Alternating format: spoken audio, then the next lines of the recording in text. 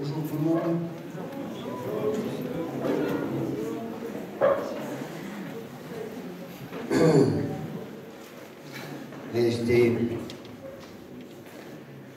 J'avais une entreprise et quand on a une entreprise, des fois on fait le bilan. On s'arrête et on regarde où on est, on regarde comment c'était, on regarde ce qu'on peut améliorer, où on peut amener un changement, où c'est qu'il y a besoin que quelque chose soit changé. Et je fais ça aussi dans le ministère et pour ma vie personnelle. Et je vous encourage vraiment à vous poser cette question. Je vous encourage vraiment chacun à poser cette question. Attention, faites-le dans un bon esprit, pas dans un esprit où vous êtes dans l'accusation, mais dans un esprit où vraiment vous dites « Ok Seigneur, où est-ce que j'en suis ?» Et ma question est ce matin, est-ce que quand il n'y a pas les groupes de louanges, est-ce quand il n'y a pas les prédicateurs, est-ce quand il n'y a pas toute cette atmosphère, quand il n'y a rien du tout, est-ce que tu cherches ton Dieu tout seul? Est-ce que tu le cherches tout seul? Est-ce que tu as cette faim et cette soif? Est-ce que tu as le cœur comme David qui dit bon, « Je suis comme une biche qui soupire après les courants d'eau » ou est-ce que tu es satisfait de ta vie chrétienne? Est-ce que tu es satisfait de l'état dans lequel tu es? Et je crois qu'il y a une satisfaction à avoir, mais je crois aussi qu'il y a une sainte insatisfaction. Parce que je sais qu'il y a plus. Je sais qu'il y a plus. Je sais qu'il y a plus. Souvent, vous savez, je vois des séminaires, la gloire de Dieu, et les explosions de gloire, et je ne sais pas tous les titres et tous les noms qu'on donne. Mais est-ce que réellement Dieu est dans le business? Est-ce que réellement Dieu est là?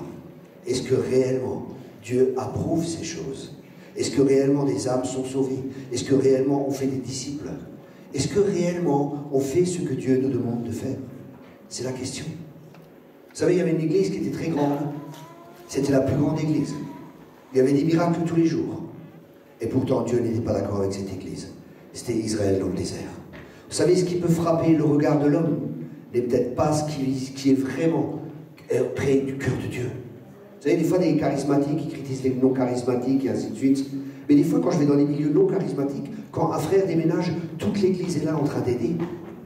Ça coûte quelque chose. Mais Joulou Bouzougoudi à la base Boudou, ça ne coûte pas grand-chose. Vous comprenez ce que je veux dire? Vous savez, il faut revenir à des choses essentielles. Et je crois qu'il faut revenir à l'essentiel. Il faut revenir au principal.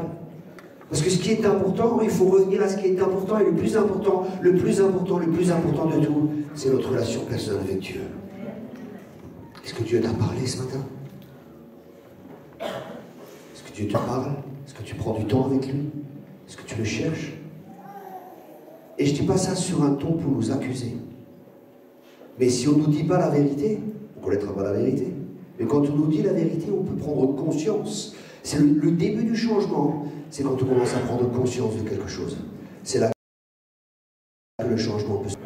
Mais tant qu'on croit qu'on est dans la gloire de Dieu, que tout va super. Aujourd'hui, vous savez, il y a quelqu'un a un miracle, tout de suite, ça va sur Internet, une personne sourde a été guérie sur Internet et on en parle partout dans les milieux chrétiens. Waouh, t'as vu le ministère?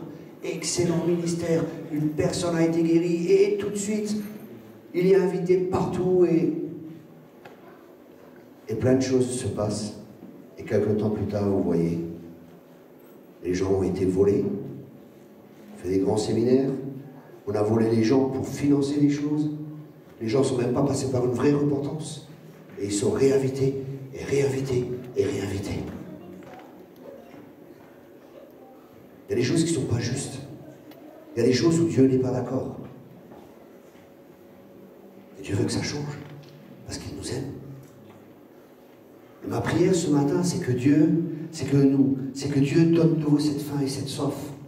Mais c'est à nous aussi des fois de déchirer nos cœurs devant Dieu. C'est à nous des fois de repartir et dire, ok Seigneur, je veux m'arrêter et savoir que tu es Dieu. Je veux arrêter de courir. Je veux arrêter de faire pour toi. Mais je veux te rencontrer. Je veux à nouveau te rencontrer. Je veux à nouveau te rencontrer toi, le seul vrai Dieu. Et te rencontrer pas toujours pour recevoir quelque chose, mais te rencontrer parce que je t'aime. Parce que je t'aime. Parce que tu es mon Père. Et je veux prendre du temps avec toi. Vous savez, j'ai vu beaucoup des jeunes qui ont fait l'école biblique avec moi, où je vois plein de gens, ils ont des dons, ils ont plein de capacités, ils ont plein de choses magnifiques. Ils vivent même des miracles. Ils vivent des signes, des prodiges et des miracles.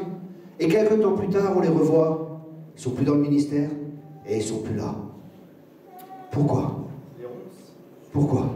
Parce que souvent, les gens, ils cherchent les miracles, ils cherchent toutes ces choses, et c'est merveilleux. Et les expériences qu'on a vécues, tout cela, ou qu'on va vivre, ou encore vivre, tout ça, c'est merveilleux. Mais il y a une chose qui va te garder dans ta vie chrétienne. Écoute bien. Il y a une chose qui va te garder dans ta vie chrétienne. C'est la même chose qui a gardé Jésus dans le temps le plus difficile de sa vie, le temps le plus dur de sa vie. Jésus a dit, Abba, Père. Ce qui va te garder, mon ami, c'est la révélation de l'amour du Père. C'est le fondement. C'est le fondement. Et on doit revenir au fondement pour que notre vie soit bâtie correctement. C'est par amour que nous faisons les choses pour Dieu. C'est pas pour impressionner Dieu. C'est pas pour gagner la faveur de Dieu. Mais c'est parce qu'on aime Dieu. Et l'amour de Dieu, comme disait l'apôtre Paul, me contrôle. L'amour de Dieu me pousse. C'est l'amour de Dieu. Mais cet amour peut être connecté chaque jour avec cet amour. Chaque jour, on peut le chercher. On peut chercher Dieu. Pas chercher Dieu pour avoir de nouveau des directions, pour nous avoir quelque chose. Tout ça, c'est bien. Mais chercher Dieu pour être avec Dieu. En fin de compte, c'est très simple. Ce que Dieu dit dans une église, c'est ce que Dieu dit à une église. J'ai vu tes œuvres. J'ai vu que tu n'as pas supporté les méchants. Tu as discerné, cette église avec du discernement, ceux qui se disent apôtres et qui ne le sont pas. Mais ce que j'ai contre toi, c'est que tu as quitté ton premier amour. Voyez, humainement, l'église a du discernement. Il y a beaucoup d'œuvres, il y a beaucoup de choses qui sont faites. Et tout le monde pense, oh, wow, c'est le top du top. Mais Dieu regarde au cœur. Dieu regarde à nos cœurs. Est-ce que nos cœurs ont faim et ont soif de Dieu? Si ce n'est pas le cas, c'est pas terrible. Mais ce qui est moins bien encore, si on ne décide pas de changer. Et si on ne décide pas de revenir à lui, de tout notre cœur, de revenir à Dieu. De dire, ok Seigneur, c'est vrai, je te cherche plus comme avant, j'ai plus cette faim et cette soif, et qu'on soit simplement vrai avec Dieu. Et qu'on dit, ok Seigneur, je suis devenu religieux, j'ai fait plein de trucs, plein de cinéma, plein de choses, et je croyais que c'était juste. Tu es mon Père, je te demande pardon, je reçois ton pardon, et je te prie de créer une faim et une soif. Une faim, une soif de te connaître réellement tel que tu es. Attire-moi à toi. Et Dieu va le faire. Dieu va le faire. Dieu va le faire. Moi, je suis insatisfait de ma vie chrétienne. Pourtant, je vois des miracles, je vois plein de choses. Mais je sais qu'il y a plus. Je suis insatisfait. Je suis insatisfait. Parce que je sais que Dieu veut faire beaucoup plus que ce que l'on voit. Il y a beaucoup plus que Dieu veut faire. Mais Dieu cherche des hommes et des femmes qui le cherchent lui, qui cherchent sa pensée, qui cherchent ses plans, qui cherchent son cœur. Et quand on cherche son cœur, Dieu va implanter de plus en plus son cœur en nous. De plus en plus, et les gens vont voir, waouh, waouh, les chrétiens, ils ont quelque chose que je n'ai pas. Et les gens vont avoir envie. Ils vont avoir envie. Parce qu'on va devenir des pères et des mères pour ce monde qui n'a pas de père. Pour ce monde qui n'a pas de repère. Pour ce monde qui ne sait plus où il va. Mais en fin de compte, tout ce que tout le monde cherche, c'est Dieu. Et les gens, ils ne vont pas lire la Bible. Mais quand ils vont nous voir, nous, quand ils vont voir Christ en nous, l'espérance de la gloire, c'est là qu'ils vont venir. Et nos églises vont à nouveau se remplir. Parce que le Père sera à nouveau présent dans l'église. Vous savez, j'ai entendu beaucoup de messages sur la croix et des souffrances de Christ à la croix. Et tout ça, c'est nécessaire. Mais je suis Père. Et je ne donnerai pas mon fils. Et quand mon fils souffre, pour moi c'est dur. Quand moi je souffre, ça va, j'arrive à gérer. Mais quand mon fils souffre, je ne peux rien faire. Je suis là, j'essaie d'aider, et tu es là, tu peux rien faire. Mais imaginez-vous Dieu, le Père, le Tout-Puissant, il peut tout faire. Et il voit son fils, il donne son fils qui meurt à la croix. Et il est là, son cœur est déchiré. C'est son fils. Il aurait préféré être lui à la croix. Ça, c'est un père. Pourtant, il est là. Et il souffre. Son cœur est déchiré. Et je prie que tu aies une révélation ce matin de cela. Non seulement de l'amour de Christ à la croix, qui est mort à la croix. C'est ça qui va changer notre vie. C'est ça qui va nous impacter d'avoir la révélation de cet amour de Dieu. De l'amour de Dieu. Cet amour, c'est ce que Paul dit, nous sommes enracinés, nous sommes fondés dans l'amour de Dieu. Ça, c'est le fondement. C'est comprendre cet amour. Ça fait 20 ans que je suis le Seigneur. Ce qui me garde et ce qui fait que je le suive, malgré tous les combats, malgré toutes les critiques, malgré tous les mensonges, toutes les calomnies, tout ce qui a été fait contre moi, la seule chose qui me retient, c'est son amour pour moi. C'est son amour pour moi. C'est parce que j'aime Jésus. Est-ce que tu aimes Jésus? Est-ce que tu aimes Jésus ce matin? Est-ce que tu aimes le Seigneur? Est-ce que tu l'aimes? Est-ce que tu l'aimes vraiment? La preuve de l'amour que tu as pour lui, c'est dans ton temps. Est-ce que tu prends du temps avec lui? Personnellement, là où personne ne te voit. Il y a juste toi et lui. Juste toi et lui. Ou c'est uniquement quand tu viens dans les cultes, dans les rassemblements. C'est comme un fil à plomb. C'est là que tu vois si tu aimes vraiment Jésus. Et c'est de ça qu'il s'agit. La vie chrétienne, c'est une relation d'amour entre le Créateur et la créature. Ça, c'est la vie chrétienne. Et nous, on complique tout. On complique tout. Tu aimes Dieu, tu sais que Dieu t'aime, et tu aimes les gens autour de toi. Et quand les gens sont aimés, les gens ont besoin d'amour. Vous savez, souvent l'Église, elle est en opposition au lieu d'être la solution.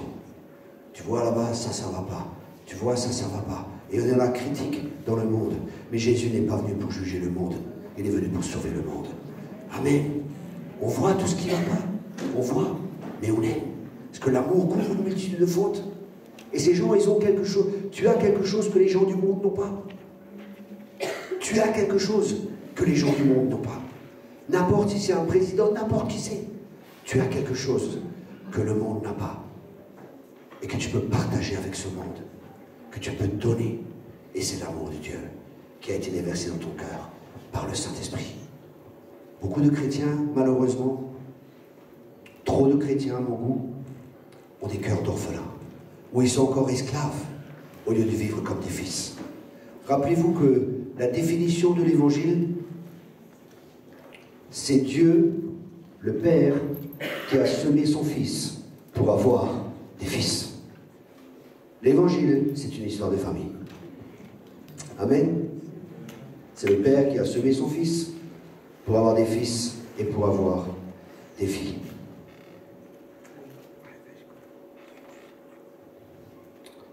Dans Romains 8, il est dit que nous n'avons pas reçu un esprit d'esclavage, mais que nous sommes fils de Dieu, et par cela, nous crions Abba, Père.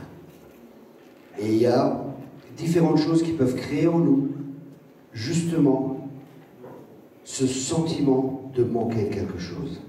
Par exemple, un fils, sa priorité sera sur la personne et sa relation dans la famille. Quelqu'un qui a une mentalité de fils, quand on devient chrétien, on est fils. D'accord? Mais comme on a souvent vécu comme un orphelin, peut-être on avait un père, mais le père il comble pas tous les besoins. Peut-être le père ne nous a pas protégés, peut-être qu'il y a des membres qui sont là. On se rend compte qu'un esclave, à l'inverse, il n'existe que pour satisfaire les besoins. Il n'est que là pour satisfaire les besoins. Mais un fils, la priorité est mise sur sa personne et sur la relation dans la famille. Le fils a sa valeur dans ce qu'il est. Un fils, il a sa valeur, il a son identité dans ce qu'il est. Il ne trouve pas sa valeur dans ce qu'il fait. Vous voyez, des fois, vous voyez des gens, et quand vous leur dites « Ah, c'est pas bien », c'est comme s'ils s'écroulaient. C'est comme si toute leur vie s'écroule. Parce que leur identité, elle n'est pas dans ce qu'ils sont, elle est dans ce qu'ils font. Et ça, c'est très dangereux. Surtout si vous êtes appelé au ministère et vous commencez à rentrer dans le ministère sans avoir cette révélation que vous êtes un fils. Jésus, avant de faire quoi que ce soit, il avait cette révélation, celui-ci est mon fils bien-aimé, en qui j'ai mis toute mon affection. Il n'avait rien fait pour avoir cela. Il n'a pas mérité cela. On ne mérite pas d'être fils, on est fils, terminé. Rappelez-vous le fils prodigue, il arrive, il dit « Oh, je ne suis pas digne d'être fils. Je ne suis pas digne d'être ton fils. » Non, mais si t'es fils, t'as rien fait pour, quoi. Il avait vraiment un problème. Et son problème, c'était un problème d'identité. Et notre identité sera toujours attaquée. Mais plus on comprend qu'on est fils, plus on va affecter le monde naturel. Parce que toute toute la création soupire après la révélation des fils de Dieu. La création entière soupire après la révélation des fils de Dieu. C'est-à-dire toute la création soupire à ce que toi et moi, nous ayons la révélation de qui nous sommes réellement en tant que fils de Dieu et que nous marchons dans cette dimension de fils. Un fils, il a sa valeur lorsqu'il est. Vous savez, mon fils, il va pas... Papa, est-ce que je peux prendre un yaourt dans le frigo, mon très Saint-Père? Vous entendez les gens prier. Non.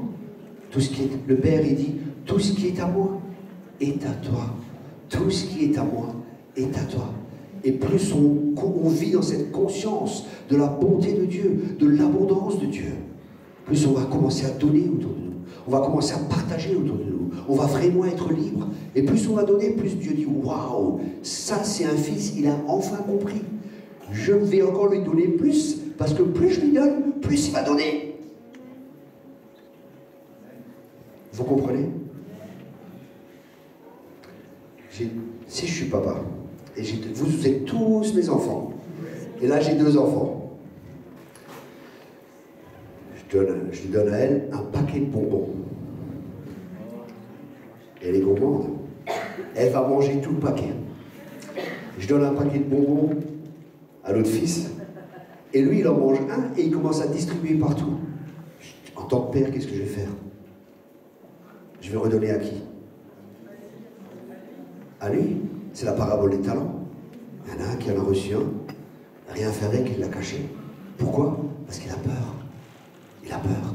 Et la peur va nous empêcher d'entrer dans ce que Dieu veut. La peur va nous bloquer. La peur va nous limiter. Et la peur sera chassée par l'amour. Parce que l'amour parfait bannit la crainte.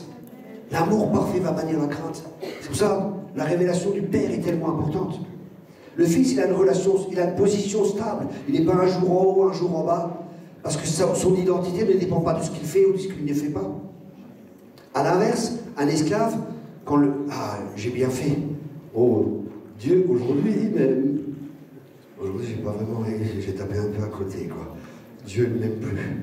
Et ça fait que tu seras un chrétien yo-yo. Un jour en haut, un jour en bas. Ou alors un chrétien sous-marin. Tu refais surface le dimanche. Et toute la semaine... Des fois, j'ai l'impression aussi, je vois des chrétiens, des fois, ils sont comme des shootés, quoi. Alors en semaine, toute la vie est si dure, la vie chrétienne est si dure. Et le dimanche, j'arrive, pasteur, j'ai besoin de mon shoot. Hebdomadaire, vite de nouveau, j'ai besoin d'une dose. Et toujours on est en train de prier pour eux. Toujours. Et quand tu es un bébé, c'est normal. Mais si ça fait 20 ans que tu es chrétien et que tu as encore des longes et des couches culottes, c'est pas normal. Faut que tu grandisses. Amen.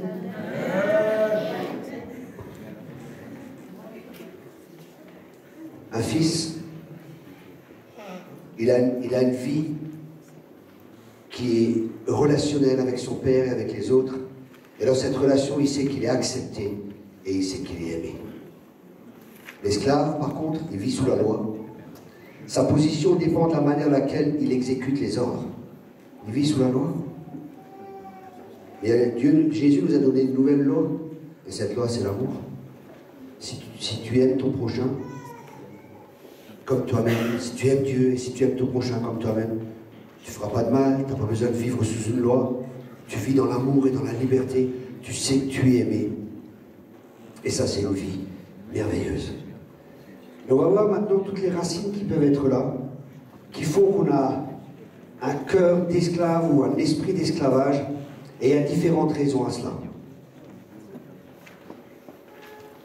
Une des raisons, c'est le rejet.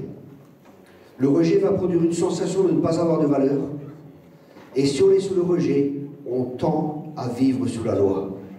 Si tu fais, c'est bien, si tu ne fais pas, c'est pas bien.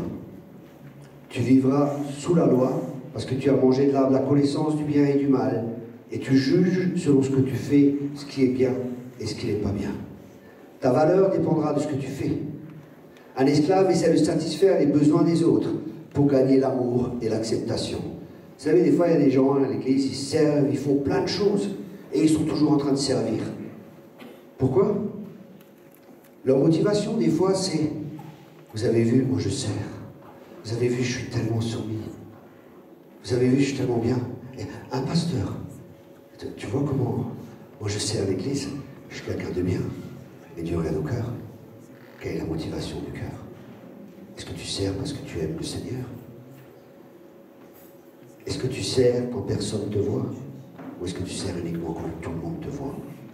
Quelles sont les motivations de notre cœur? Rappelez-vous, dans Marc 4, il y a les choses essentielles, il y a l'évangile. Le Père qui sème son Fils pour avoir des fils, et ensuite il est parlé du terrain, qui est le cœur. Et le cœur, c'est central dans notre vie. C'est notre cœur, c'est ce qu'il y a dans notre cœur qui va déterminer toute la direction de notre vie. C'est pour ça, Proverbe 4, verset 23 nous dit, garde ton cœur plus que toute chose, car de lui viennent les sources de la vie. Ensuite, il y a l'orgueil. C'est aussi une racine qui peut être là, justement, et qui va faire qu'on va vivre comme un esclave, au lieu de vivre comme un fils. L'orgueil, c'est, par exemple, le perfectionniste. Toujours faire plus, et toujours mieux, et toujours mieux, et toujours mieux, et jamais satisfait. Il y a une différence entre l'excellence et le perfectionnisme. Le perfectionnisme, c'est que tu fais toujours plus, tu te donnes au maximum, tu n'es jamais content. L'excellence, tu fais tout ce qui est possible de faire, tu fais ta part, tu fais ce que tu as à faire, et tu es satisfait. Vous saisissez ce que je veux dire? Vous savez, des fois je vais dans des nations et je prie pour des gens, mais purée, mais un après l'autre, c'est le perfectionnisme, quoi, le problème. Les gens, ils sont tellement, ils font tellement, et ils reçoivent que de l'acceptation et des bonnes paroles. Ah, tu as bien fait. Je t'aime, mon fils. Je t'aime, mon fils. Ah, tu as réussi tes examens. Là, je t'aime, mon fils. Ça veut dire que quand je ne réussis pas mes examens, que Dieu ne m'aime pas. Vous voyez l'influence que nos pères peuvent avoir? Dieu t'aime. Que tu réussisses ou que tu ne réussisses pas, l'amour de Dieu est inchangeable. Et comprendre ça, ça va nous libérer du perfectionnisme. Ça va vous libérer de la peur de ne pas être à la hauteur, de la peur de ne pas faire assez. Parce que le diable, il te poussera toujours. Il faut faire plus, il faut faire plus, il faut faire plus.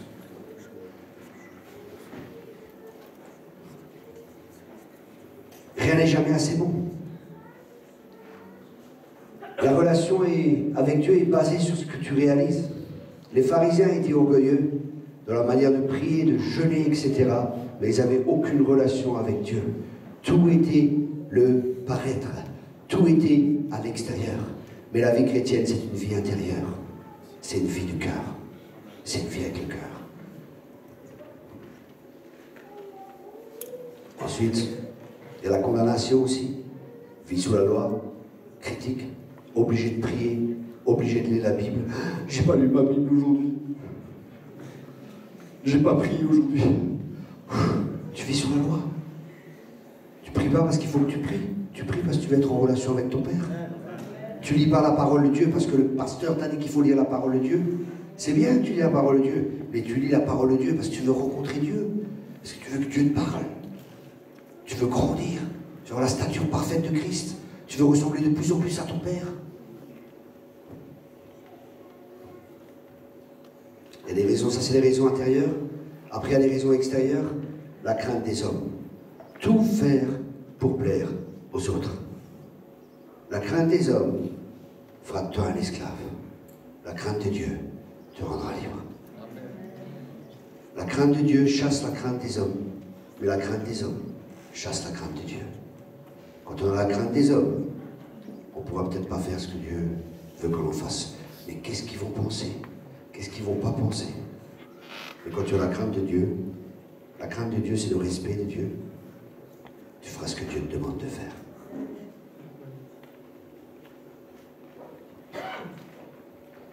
La crainte des hommes dépend, et quand on a la crainte des hommes, notre valeur dépend aussi du regard des autres. Donc on fait tout pour plaire aux autres. Parce que leur regard est important. Qu'est-ce que pensent mes copains à l'école? Je suis différent d'eux. Comme eux. Je parle pas comme eux. Je me comporte pas comme eux. J'ai peut-être pas encore de petites copines. J'ai peut-être pas encore de petits copains. Peut-être ils vont pas m'accepter. Peut-être ils vont pas m'aimer. Peut-être ils vont me critiquer. Peut-être ils vont me juger. Mais quand tu as ta relation personnelle avec Dieu et que tous tes besoins sont comblés par l'amour de Dieu. Ça va te permettre de résister dans ce temps-là. C'est ta relation avec Dieu, ta relation personnelle avec Dieu. Quand ton Père te dit « Je suis fier de toi mon fils, je t'aime mon fils », c'est là que ton cœur est comblé. Et tu ne chercheras pas à être comblé par le regard des autres. Parce que sinon c'est les autres. Une idole, tenez bien cela, une idole, c'est de là où on cherche le secours. Ça c'est une idole. Si tu cherches le secours de quelqu'un d'autre, si tu cherches que quelqu'un d'autre comble tes besoins, ça devient une idole pour toi. Ma question est, qui comble tes besoins? Qui comble tes besoins?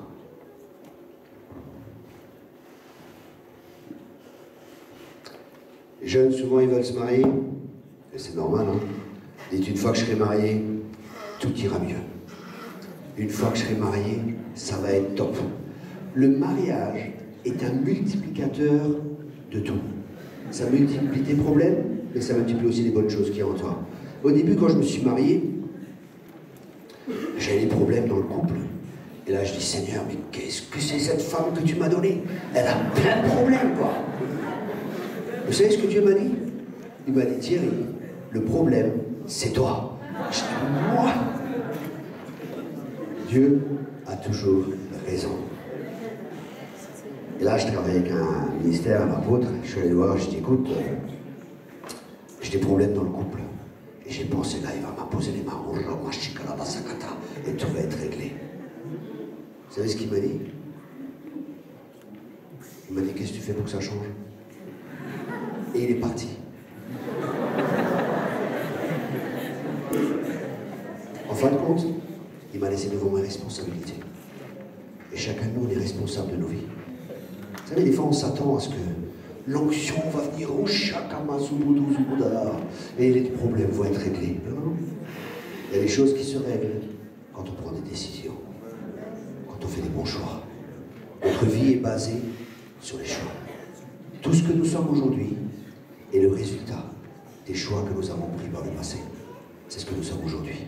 Notre vie est bâtie comme une maison, pierre après pierre, choix après choix. C'est pour ça que je vous encourage, les jeunes, à faire des bons choix. Parce que les pierres que vous allez poser aujourd'hui, les choix que vous allez faire aujourd'hui, vont avoir des répercussions sur votre avenir. Ça va? Ok. Faites les bons choix. Ensuite,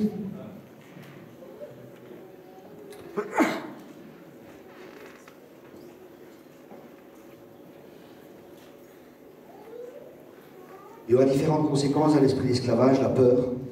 La peur est la motivation de cet esprit. Peur du rejet, peur de ne pas être à la hauteur, peur des gens. La peur remplit une personne d'incertitude et la paralyse. La peur est une foi négative. C'est un esprit de peur, et c'est négatif, tu attends quelque chose de négatif.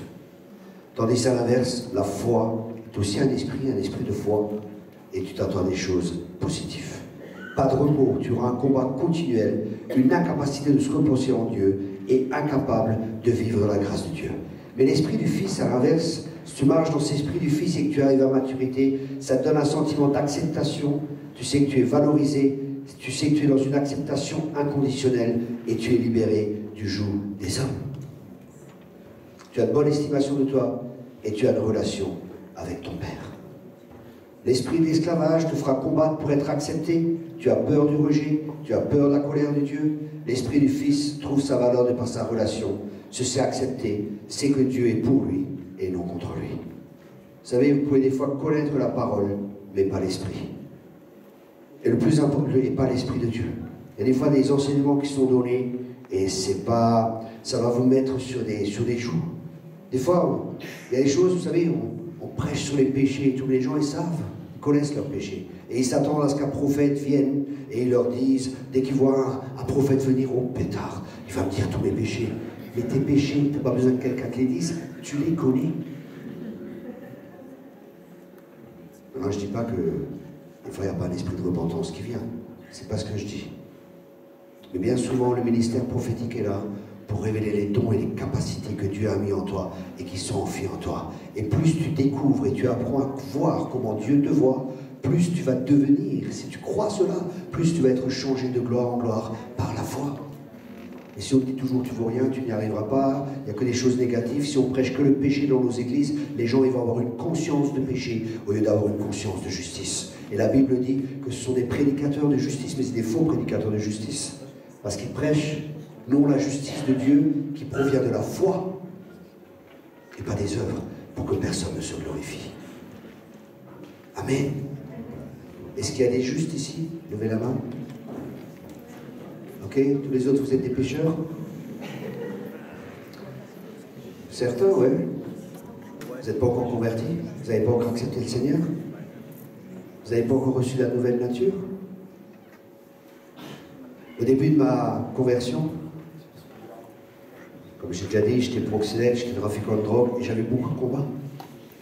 Et dans mes pensées, ça combattait. Il y avait cette pensée qui venait. Non, mais tu crois que Dieu t'a pardonné? T'as vu tout ce que Dieu t'a fait? Les filles sur le trottoir, t'as frappé des gens, t'as volé des gens, mais tu crois que Dieu peut te pardonner? Et là, j'avais réellement un problème. Mais j'avais aussi la solution. Et la solution, c'était ma relation avec Dieu. Et je dis, Père, il faut que tu me parles.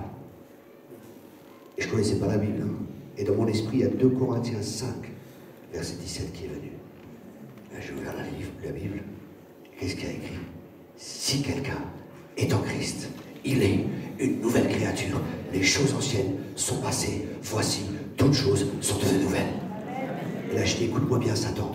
Le Thierry Coq, le proxénète, le trafiquant de drogue, il a été crucifié, il est mort, il est enterré, il n'existe plus. Tu as devant toi une nouvelle créature. Amen. Amen. Le thème de la convention, c'est ne regarde pas en arrière, mais regarde en avant. Amen. Ne regarde pas en arrière. Paul, il dit que sa conscience est pure. Le mec, c'était un meurtrier, quoi. Et là, la parole de Dieu, il dit que Dieu ne trouve aucun péché en Israël. Waouh! Comment Dieu te voit? Comment Dieu te voit? Paul, il écrit au sein d'Éphèse, au sein de Corinthe. Corinthiens, c'est des sacrés quand même. Hein? Au sein, mis à part, juste, justifié, non pas par les œuvres, par la grâce. Plus tu comprends que tu es juste, plus tu marcheras dans cette justice. C'est pour ça que c'est un message qui est tellement important. C'est un message qui a libéré ma vie. Le message de la justice de Dieu. Que Dieu m'a rendu juste, non pas à cause de mes œuvres. Trop souvent, on regarde à nous. Mais nos yeux doivent être portés sur Christ. Sur ce que lui a fait, pas sur ce que nous faisons. Et c'est ça. Nous n'arrivons pas à accomplir la loi. C'est pour ça que Christ a accompli la loi. Parce que personne ne peut accomplir la loi. La loi a été donnée pour nous montrer qu'il y a un standard qu'on n'arrive pas à accomplir.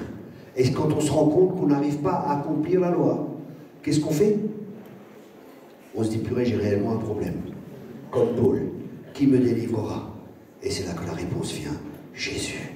Jésus. La vie chrétienne commence avec Jésus, continue avec Jésus et se termine par Jésus. Ce n'est plus moi qui vis, c'est Christ qui vit en moi. Amen. C'est la clé. C'est la clé de notre vie chrétienne. C'est là où on arrête de faire des efforts. Bien sûr, il y a des efforts à faire, mais ce que je veux dire, je vais me sanctifier, je vais encore plus. Non, laisse vivre Christ en toi. Le péché vient, il frappe à ta porte. Je suis mort. C'est plus moi qui vis, c'est Christ qui vit en moi. C'est par la foi qu'on peut vivre notre vie chrétienne. C'est pas par notre force. C'est par la foi dans le Fils de Dieu. C'est par la foi en Jésus-Christ. C'est pas par force. Dieu nous a souvent à l'usure. Je vais y arriver. Et tu te rends compte, purée, j'ai de nouveau pas réussi. Purée, j'ai de nouveau tapé à côté. Jusqu'à ce que tu dises, Seigneur, j'y arrive pas. J'abdique. J'arrête. C'est toi qui vis en moi. Et tu laisses vivre Christ en toi. L'espérance de la gloire. Et c'est là que tu verras des choses glorieuses. C'est là que Christ pourra faire au-delà de ce que tu peux penser. Au-delà de ce que tu peux espérer. C'est pas par force. C'est pas par mes capacités. C'est Christ. Christ en moi. L'espérance de la gloire. Amen. Et c'est ce que le monde a besoin. Ça a besoin de Christ. Christ en toi. Christ en moi.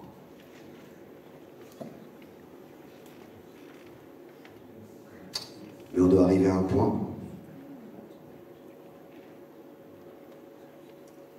On doit arriver à un point où on dit, ok Seigneur, J'y arrive pas par mes forces. J'y arrive pas par moi-même. Et ça, c'est l'humilité. C'est de reconnaître qu'on a besoin de lui. Parce que sans moi, vous ne pouvez rien faire. Et des fois, quand on est fort, on se dit, oh, on a besoin de Dieu. J'y arrive par mes propres forces. Le secret, c'est quand je suis faible que je suis fort. C'est quand je suis faible que je suis fort. C'est quand je suis faible que je suis fort. C'est quand je suis faible que je suis fort. Vous savez, des fois, j'entends des messages. Oui, la foi, on est victorieux, on est ceci, on est cela. Et tout le monde est fort, tout le monde est beau. Et c'est la victoire, c'est la victoire. C'est quand je suis faible que je suis fort. Pour qu'on ne s'appuie pas sur notre force, mais pour qu'on s'appuie sur sa force. Je puis tout par mes propres forces. Je puis tout par mes propres capacités. C'est ça qui est écrit? C'est ça qui est écrit? Je puis tout par celui qui me fortifie. Je puis tout par Christ. Amen. Par la foi. La foi en Christ.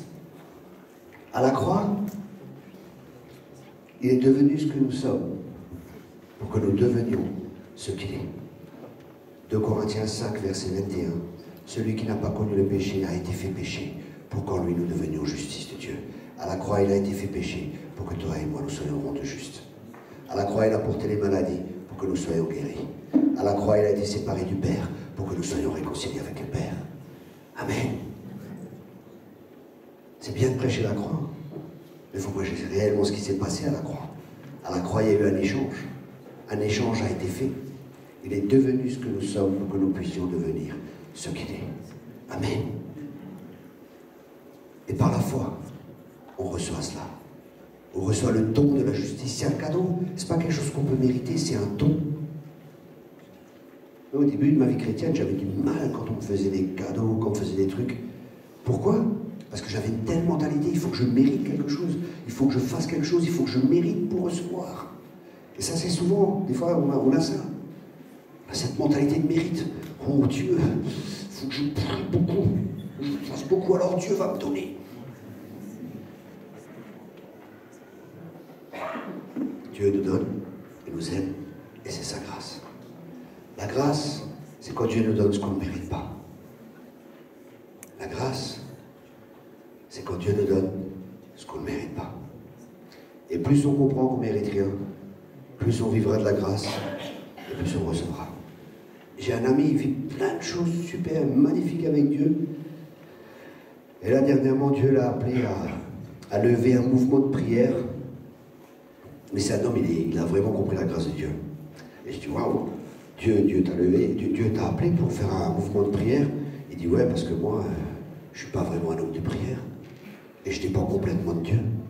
Je dépends complètement de Dieu pour que Dieu m'enseigne, pour que Dieu me montre comment faire, et ainsi de suite. Et il y a plein de gens qui se lèvent dans la nation, c'est pas en France.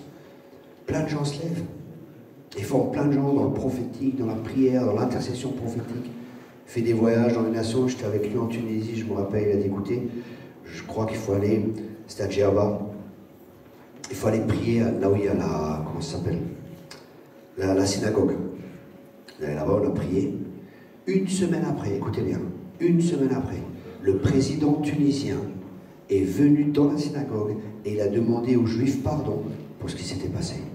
Non mais ça c'est du concret ça. Ça c'est du réel. La prière du juste est d'une grande efficacité. La prière du juste est d'une grande efficacité. Si tu crois que tu es pécheur, quand tu pries, est-ce que Dieu m'entend, est-ce que Dieu m'entend pas? Mais quand tu sais que tu es juste, tu as de l'assurance comme un jeune lion. Amen. Quand tu sais que tu es juste, tu as de l'assurance. L'assurance comme un jeune lion. Qui condamnera les élus de Dieu? Tu vivras plus sous la condamnation. Tu vivras sous la justice du Dieu qui te libérera. Quand tu sais que tu es juste, tu sais que le ciel est ouvert sur toi. Tu sais que les anges montent, descendent et tout ce que tu veux. Tu sais que le ciel bouge avec toi. C'était le message de Martin Luther. Nous sommes des descendants des protestants. C'est ce message qui a amené une réforme. Les ténèbres sont parties grâce à ce message. Les ténèbres, là où l'homme essaye de faire, la religion, c'est quoi? C'est l'homme qui essaye d'atteindre Dieu. Le christianisme, c'est Dieu qui s'est fait homme pour nous rejoindre. C'est la divinité qui est venue habiter dans l'humanité. La religiosité, c'est toujours faire pour atteindre Dieu. Et on croit qu'on arrive à atteindre Dieu par nos propres forces, par nos propres capacités. Mais quand le voile a été déchiré, il a été déchiré d'en haut jusqu'en bas. Et ce voile, on ne pouvait pas le déchirer de main d'homme. Mais c'est Dieu qui a créé un accès. À cause de Jésus qui a accompli toute la justice de Dieu. Ce que toi et moi, nous ne pouvons pas faire. Par la foi, nous pouvons obtenir ce que nous ne pouvons pas obtenir par nos propres forces, par nos propres capacités. Par la foi, on obtient les choses de Dieu. La monnaie d'échange de Dieu, c'est la foi. Et pour revenir au début du message, la foi et tout cela dépend de notre relation avec Dieu. Pour avoir la foi vient de ce que l'on entend, et ce que l'on entend vient de la parole de Dieu. Donc quand tu as une relation avec Dieu, Dieu te parle, qu'est-ce que ça va créer en toi? La parole de Dieu va créer la foi. Dieu te parle, tu as confiance, ça crée la foi en toi. C'est aussi simple que ça. Tout commence avec Dieu. Pour ça, Dieu en premier, le Père en premier. Pour ça, quand Jésus il commence à apprendre à prier, quand ses disciples lui disent apprends-nous à prier, il commence avec quoi? Notre Père, parce que c'est le fondement. Dieu est ton Père. Et plus tu découvres son amour pour toi, plus tu grandis dans cet amour, dans cette révélation de l'amour de Dieu, plus tu grandis dans cette révélation de l'amour du Père, plus ça t'amène dans la liberté glorieuse des enfants de Dieu. Là où tu sais que tu es aimé, tu es accepté inconditionnellement. L'amour de Dieu, on ne peut pas le gagner. Et parce qu'on ne peut pas le gagner, on ne peut pas le perdre. Ça s'appelle une bonne nouvelle. Ça va? C'est une bonne nouvelle. Hein? C'est l'évangile.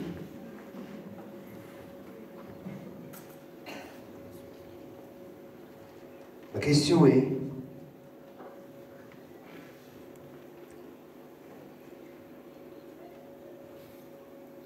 mon rôle c'est de former des disciples, et je crois que c'est le rôle de chaque chrétien. Et vous savez, souvent on entend des messages, on entend beaucoup de messages, et j'ai appris une chose, et dans les églises qui travaillent avec nous,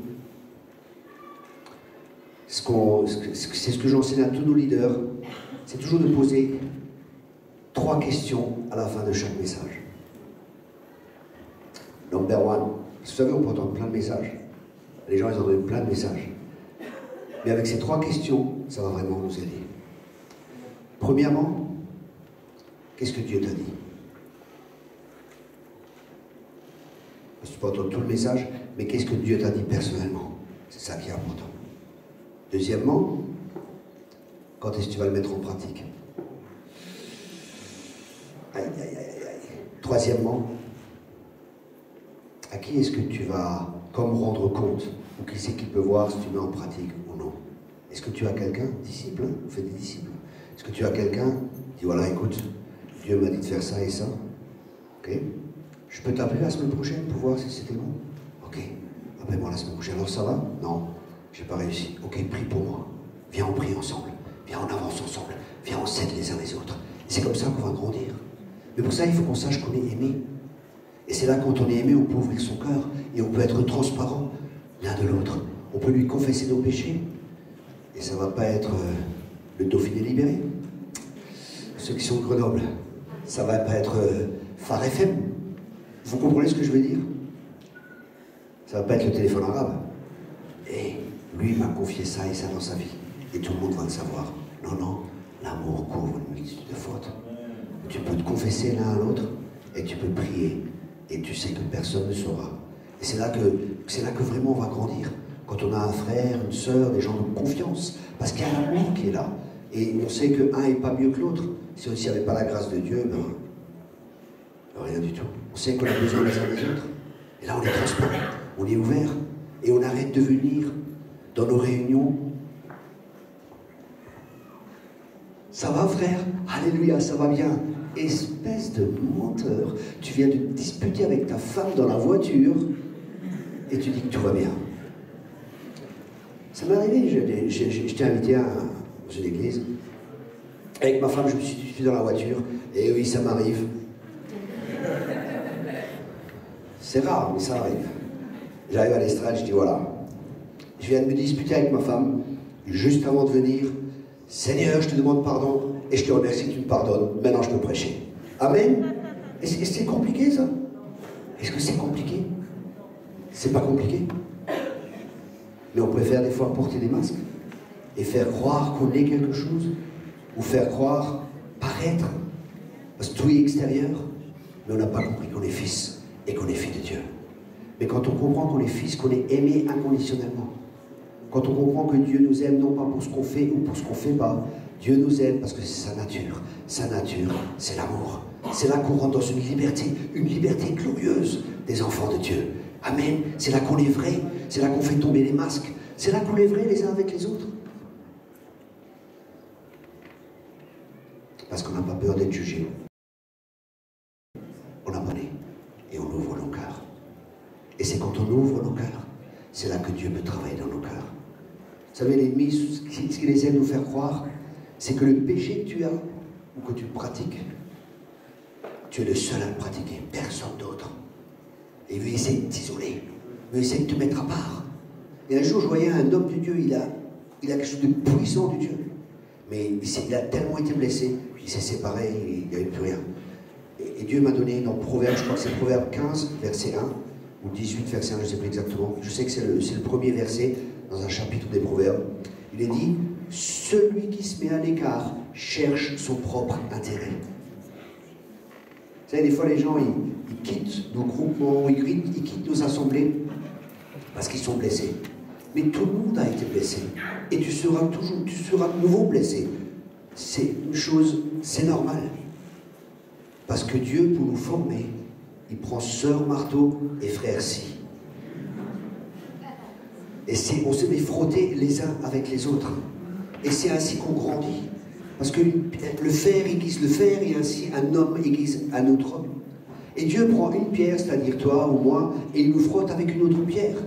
Parce que l'édifice que Dieu construit, ce n'est pas un édifice fait de main d'homme, c'est Dieu lui-même qui bâtit son église. Amen.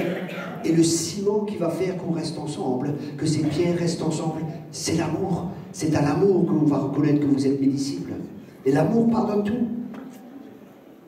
Alors pardonne. Moi j'étais cassé. J'étais détruit dans des assemblées où j'étais, on me critiquait, on me jugeait, il y avait des mauvais trucs sur moi.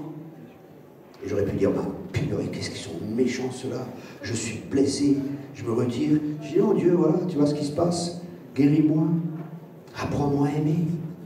Et on fait un choix d'aimer, d'aimer, d'aimer, d'aimer. Mais il faut pardonner combien de fois? 7 fois 77 fois. C'est marqué. Tu pardonnes toujours, toujours et toujours encore. Et tu grandis de plus en plus à la stature parfaite de Christ. Parce que c'est à l'amour qu'on reconnaîtra mes disciples. Amen. Plus tu connais Dieu, plus tu sais que Dieu est amour, et plus tu veux lui ressembler. Amen.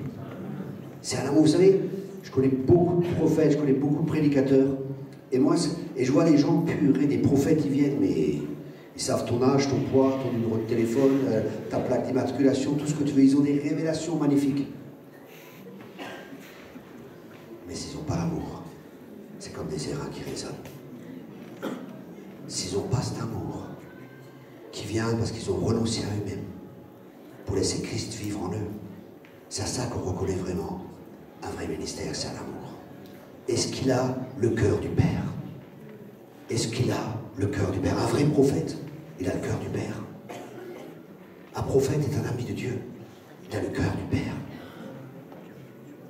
Vous comprenez? Vous saisissez cela? Alors vous ne laissez pas blouser s'il y a des miracles, des signes et des prodiges. Vous savez, si quelqu'un prêche la parole de Dieu, Dieu va confirmer sa parole par des signes, des prodiges et des miracles. Mais ça ne veut pas dire que Dieu est d'accord avec la personne. Mais quand vous voyez quelqu'un qui a le cœur du Père, là vous savez, là, Dieu est là. Cette personne a une relation avec Dieu. Et Dieu a pu former son cœur. Dieu a pu travailler son cœur. C'est là qu'on voit. Ça va? Est-ce que ça vous aide? Parlez pas tous à la fois. Merci. Vous savez, on doit revenir à l'essentiel. Revenir à l'essentiel, c'est notre amour pour Dieu et comprendre et avoir une révélation de l'amour de Dieu pour chacun de nous. Ok. C'est simple. Parce qu'on revient à la simplicité à l'égard de Christ. Le plus important, c'est notre relation avec Dieu. C'est d'aimer papa, de se laisser aimer par lui, et aimer notre prochain. Parce que je sais que je suis aimé inconditionnellement. J'apprends de plus en plus, je suis en apprentissage, à aimer les autres inconditionnellement. Même quand ils font des bêtises. Même quand ça ne me plaît pas. L'amour couvre une multitude de fautes. Si tu couvres la faute des autres, Dieu couvrira les tiennes. Si tu dévoiles celle des autres, Dieu dévoilera les tiennes. L'amour couvre une multitude. Et c'est à l'amour qu'on reconnaîtra que vous êtes mes disciples. Amen. Ça va? Yes, super. C'est calme, hein? Un jour, il y a une femme qui est venue vers moi. Elle me dit, Thierry, j'aime plus mon mari. J'ai fait, ouais, je te comprends. Oui, j'ai pas fini. Moi aussi, des fois, j'aime plus ma femme. J'ai plus ses sentiments. J'ai plus tout ça. Mais dans mon cœur, j'ai pris une décision. C'est d'aimer ma femme. Parce que l'amour est une décision. L'amour est un choix. Oh, je sens que je t'aime. Au début, hein? Tendre-moi, folie, je t'aime, je t'aime, je t'aime. Et après quelques temps, je ne t'aime plus. Un peu moins, de moins en moins. Non, l'amour est un choix. L'amour est une décision d'aimer. Vous savez, c'est pas l'amour comme ce monde. Oh, je t'aime un peu, beaucoup, tendre-moi la folie. Après, c'est comme une boîte de coca, bu, utilisé et jeté. C'est pas ça l'amour. Rappelez-vous les jeunes, soyez comme Jésus. Quand Jésus rencontrait une femme, elle repartait encore plus digne qu'elle était avant. Si elle n'avait pas de dignité, il lui donnait une dignité. Elle repartait comme une princesse. Alors les mecs, accrochez-vous. Chaque femme que vous rencontrez, elle doit repartir comme une princesse. Ok, il y en a qui ont dit oui, vous êtes prêts pour le mariage les gars. C'est bon.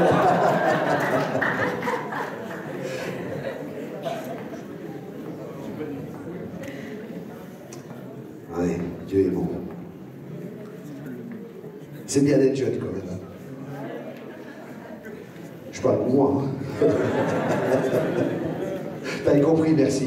Au moins un homme spirituel, merci. Vous savez, il y a des fois des jeunes, ils me disent, oui Thierry, un jour un jeune, il me dit, tu es vieux. J'ai dit, attends, on va s'asseoir ensemble.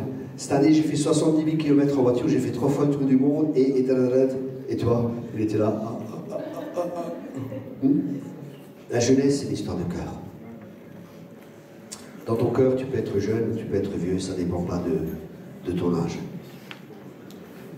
Ok? Merci encore pour l'invitation aux leaders.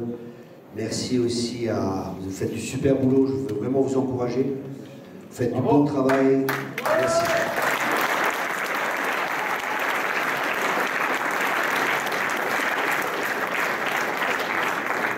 Merci aussi à l'Église de prêter les locaux, parce que c'est vous aussi qui financez pour les locaux et tout ça, hein, qui avez donné du temps pour votre travail.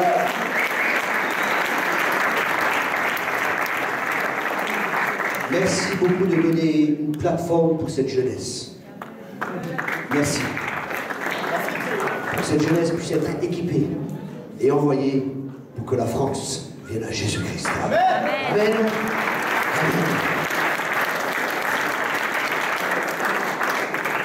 Vous savez, je crois que Dieu prépare des grandes choses en France. Je suis persuadé de cela. Je suis persuadé qu'il y a une jeunesse qui va se lever, qui va être radicale. Mais elle va être radicale à cause d'une chose. Parce qu'elle a compris que tout ce que le monde a à donner, tout ce que le monde donne, c'est rien, quoi. Et il va être radical parce qu'on a été créé pour être un peuple, pour être des gens passionnés. Et je crois qu'il y a une jeunesse qui va se lever, qui va être passionnée de Jésus, remplie d'amour. Amen. Amen. Gloire à toi. Je te remercie, Seigneur, pour toute cette jeunesse. Je te remercie, Père, et je te remercie, Père, de vraiment qu'il y ait un esprit de révélation et que tu continues, Père, à te révéler à chacun. Que tu continues, Père, à révéler à chacun combien il a de valeur à tes yeux. Que tu continues, Père, à toucher toucher les gens.